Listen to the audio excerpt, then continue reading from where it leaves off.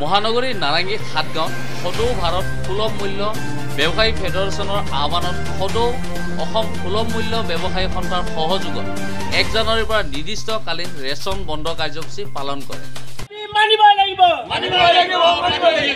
ইনকলাব জিন্দাবাদ জিন্দাবাদ জিন্দাবাদ ইনকলাব জিন্দাবাদ জিন্দাবাদ জিন্দাবাদ এই জয় জ্বলিছে জ্বলিছে জ্বলিব জিন্দাবাদ জিন্দাবাদ ওরাগোয়াটি গোলাম মোল্লা বেবা হন্তা জিন্দাবাদ জিন্দাবাদ জিন্দাবাদ ওরাগোয়াটি গোলাম মোল্লা বেবা হন্তা জিন্দাবাদ জিন্দাবাদ জিন্দাবাদ আমার দাবি মানিব লাগিব মানিব লাগিব মানিব লাগিব আমার দাবি মানিব লাগিব মানিব লাগিব মানিব লাগিব অসম সুলভ মূল্যৰ দোকানী সন্থাই আমি লগতে সৰ্বভাৰতীয় দোকানী সন্থা ফেডাৰেশ্যনে আমি ইয়াৰ কাৰণেই আন্দোলনটো কৰিব লগা হৈছে যে আমি বিগত বছৰকেইটাৰ যি ধৰণে আমি চাউল উত্তোলন কৰি বিতৰণ কৰিছিলোঁ আমাৰ গ্ৰাহকৰ মাজত, এতিয়া বৰ্তমান যিহেতুকে চৰকাৰে মেচিন ব্যৱহাৰ কৰি আমাক চাউল বিতৰণ কৰাৰ এটা দায়িত্ব দিছে, ঠিক সেই মৰ্মে আমি চাউলবিলাক বিতৰণ কৰি যাই আছোঁ।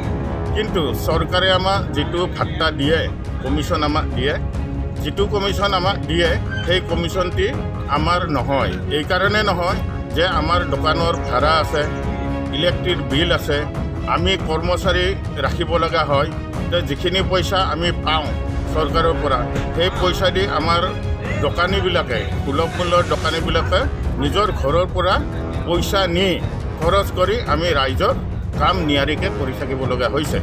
গতিকে এই কাৰণে আমি এইটো কৰিব লগা হৈছে যে সৰ্বভাৰতীয় আমাৰ দিল্লীত এটা আন্দোলন হৈ গৈছিল, তাৰ পৰা আমাক প্ৰধানমন্ত্ৰী কোনো ধৰণৰ আশ্বাস নিদিলে এতিয়ালৈকে। তো আমি সদৌ অসম গুৱাহাটী সুলভ মূল্যৰ দোকানী সন্থাই আমি এটা সিদ্ধান্ত লৈছোঁ যে অহা জানুৱাৰীৰ পৰা মানে আমি চাউল উত্তোলনো নকৰোঁ আৰু চাউল আমি বিতৰণো নকৰোঁ। যিহেতুকে আমাৰ কাৰ্যসূচীবিলাক আগবঢ়াই নিয়াত আমি লাগি আছোঁ আৰু চৰকাৰে আমাক এতিয়ালৈকে কোনো ধৰণৰ আশ্বাস দিয়া নাই।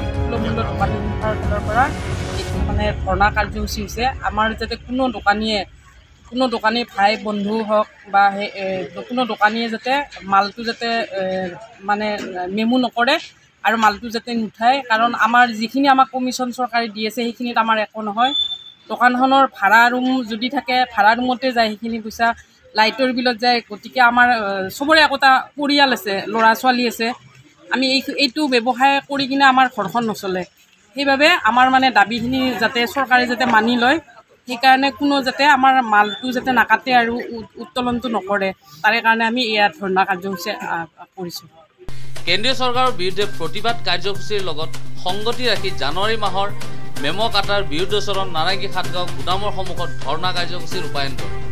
উল্লেখযোগ্য যে এই কাৰ্যসূচীত নাৰেংগী সাতগাঁও গুদামৰ পৰা চৰকাৰী অন্ন সেৱা আঁচনিৰ চাউল ব্যৱসায়ী উপস্থিত থাকি প্ৰতিবাদ সাব্যস্ত কৰি সমূহ হিতাধিকাৰী ব্যৱসায়ীসকলৰ ন্যায় প্ৰাপ্তিৰ দাবীত আন্দোলন কৰে। বাৰে বাৰে আলোচনা হয় কিন্তু কোনো ধৰণৰ ফলপ্ৰসূ সিদ্ধান্ত হোৱা নাই। যোৱাবাৰো আমাৰ দিল্লীত অল ইণ্ডিয়া সুলভ মূল্য ব্যৱসায়ী ফেডাৰেশ্যনৰ তৰফৰ পৰা আন্দোলন হৈছিলে, তেতিয়াও আশ্বাসে দিছিলে কিন্তু কোনো ধৰণৰ ফলপ্ৰসূ ৰিজাল্ট অহা নাছিলে। সেইকাৰণে যোৱা বছৰে আমাৰ ডিচিশ্যন হৈছিলে যে চৰকাৰক ডিচেম্বৰ মাহলৈ সময়সীমা বান্ধি দিছিলে, সময়সীমা কিন্তু উকলি গ'ল। আমি ডিচেম্বৰলৈ চৰকাৰৰ লগত সহযোগিতা কৰিলোঁ, পূৰ্ণ সহযোগিতা কৰি আমি চাউল উত্তোলন বিতৰণ কৰি থাকিলোঁ। কিন্তু যিহেতু আমাক ডিচেম্বৰলৈকে সময় উকলি গ'ল কিন্তু আমাক কোনো ধৰণৰ ফলপ্ৰসূ সিদ্ধান্ত নিদিলে, সেইকাৰণে আমাৰ সদৌ ভাৰত সুলভ মূল্য ব্যৱসায়ী ফেডাৰেশ্যনৰ পৰা এটা সিদ্ধান্ত লৈছে যে আমি জানুৱাৰী 1 তাৰিখৰ পৰা 2024 জানুৱাৰী 1 তাৰিখৰ পৰা আমি উত্তোলন আৰু বিতৰণ বন্ধ কৰিছোঁ।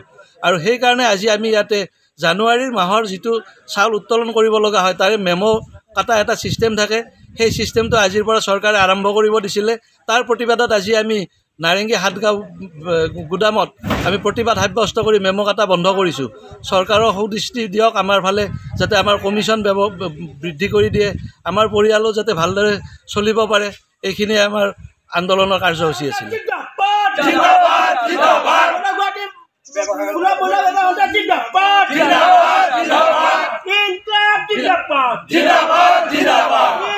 জিন্দাবাদ জিন্দাবাদ।